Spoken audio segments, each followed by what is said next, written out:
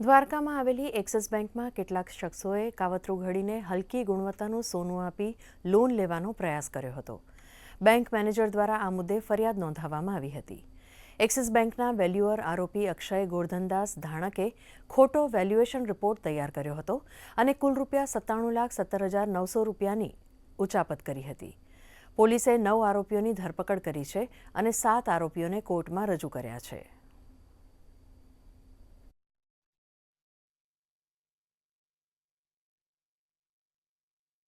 અક્ષયભાઈ સોની અને અજીમ મુલ્લા જે બંને આરોપીઓએ એક્સિસ બેંકમાં અલગ અલગ વ્યક્તિઓના નામે એક લોન અપાવવાનું કાવતરું રચેલું હતું.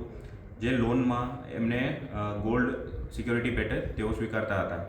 જે ગોલ્ડ ઓછી ગુણવત્તાવાળું હોવા છતાં પણ જે અક્ષય સોની હતા તેઓ બેંકના વેલ્યુઅર હોય તેમણે પણ ઓછી ગુણવત્તાવાળું સોનું હોવા છતાં પણ તેમને હાઈ વેલ્યુવાળું સોનું બતાવીને તેમને લોન પાસ કરાવેલી હતી. આ કાવતરામાં કુલ 10 આરોપીઓ સામેલ છે, જેમાંથી 9 આરોપીઓની ધરપકડ કરવામાં આવેલી છે, જેમાંથી 7 આરોપીઓને જેલ હવાલે કરી દેવામાં આવેલ છે, તેમજ 2 આરોપીઓના હાલ રિમાન્ડ ઉપર છે. આરોપી હાલ અઝીમ હાફિઝ મુલ્લા જે છે એમના પત્ની છે રઝિયાબેન, તે હાલ અટક કરવાના બાકી છે. તેઓ હાલ ફરાર છે, પણ તેમને ટૂંક સમયમાં જ અમે ધરપકડ કરી લઈશું.